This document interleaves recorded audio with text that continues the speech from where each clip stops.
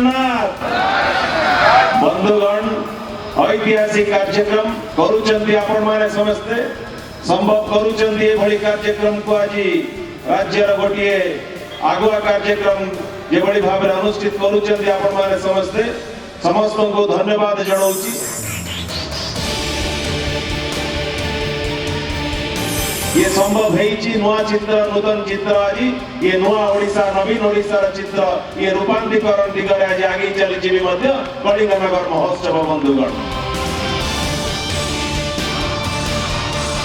एथर जेभली भाव agriculture sector agriculture department प्रत्येक stall एथर लगे चाषी भाई माने किभली भाव उन्नति करें से दिगरे सचेतनता कार्यक्रम नहीं कि 45 स्टॉल एग्रीकल्चर विभाग तरफ लगी।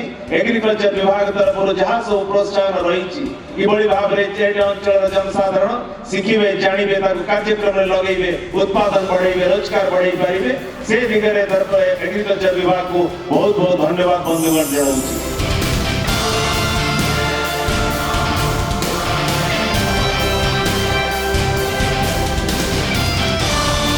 ये अंचल माटीर जो माने टैलेंट रही माटीर युवक युवती माने जहाँ भीतर से प्रतिभा रही लोकलोचन को आनिबा पई मंच रही समर्पित तांको पई। बंधुगण